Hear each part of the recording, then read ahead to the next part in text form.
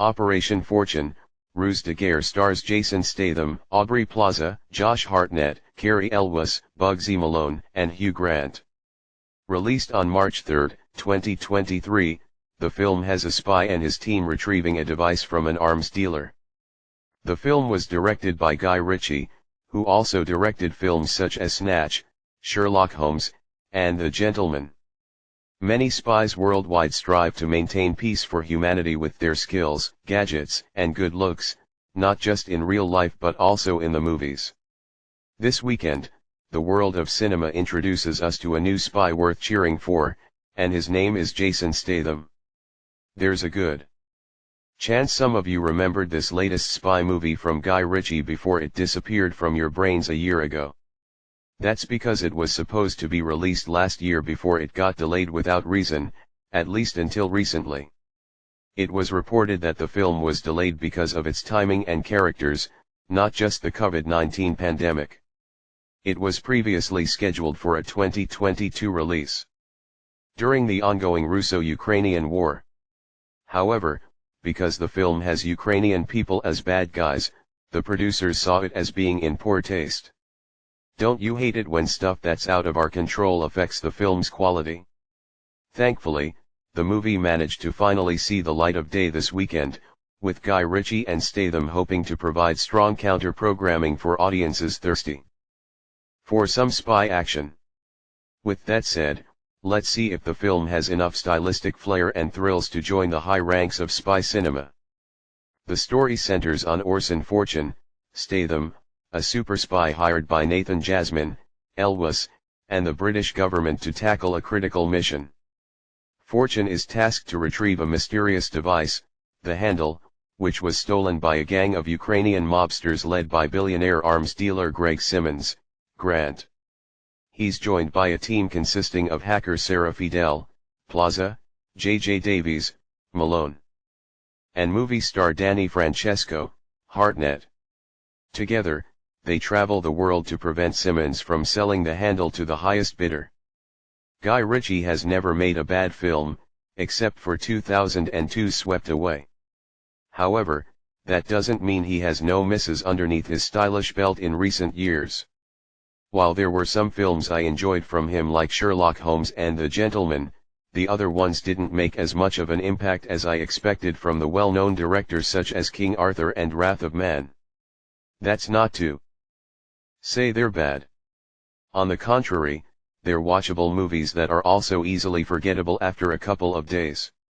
Either way, I still appreciate Ritchie's kinetic and charismatic presentation as much as anyone else, which is why I was looking forward to seeing his latest take on the spy genre. But, of course, the other reason is that this is Ritchie's latest collaboration with Jason Statham after working on several films that usually deliver entertaining qualities in their plots. With these two together and the film's straightforward concept, the movie could be the solution they're looking for to win me over again.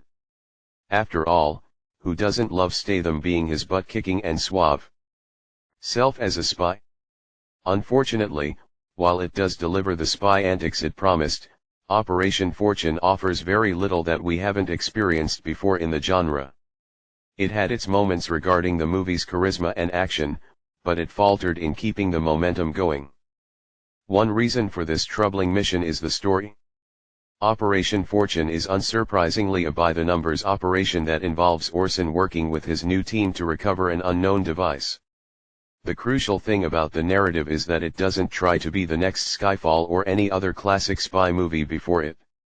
Instead, it's attempting to be a fundamental popcorn adventure filled with globe-trotting scenarios and action set pieces.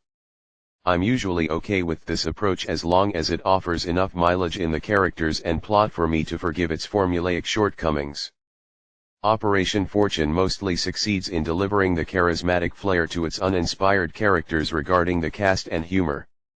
The plot, not so much. Regarding its thinly scripted narrative and underwhelming finale, the film had the right idea for its tone. Sadly, it quickly struggles to keep the momentum going after a while and puts itself on autopilot for the remaining runtime. As for the comedy, the film has the potential to be a fun laugh riot amid its adult-rated violence, but like its plot, it fell short of being anything special. Many comedic moments lacked a convincing punch to get me laughing constantly, but for some that did, they worked well enough to keep me entertained. As usual, Guy Ritchie maintains the similar flair he used in some of his previous films regarding his direction. He's got the typical approach he's known for in specific scenes like the GoPro-like shots, well-paced action, and British dialogue. But, more importantly, Ritchie always provides charm and comedy to his colorful characters. While his direction for Operation Fortune falls short of what he delivered in 2019's The Gentleman, it showcases Ritchie as a filmmaker who can make even an average action movie appealing through their vision.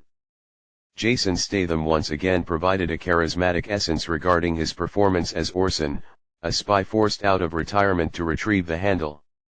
Whether he's cracking jokes or cracking someone's bones, Statham continues to showcase his worth as an entertaining action star, even in his 50s. Aubrey Plaza also did a decent job with her role as Sarah, and Josh Hartnett is quite suitable as Danny. Francesco, even though he can be obnoxious sometimes. Finally, we have Hugh Grant, one of the film's more amusing parts.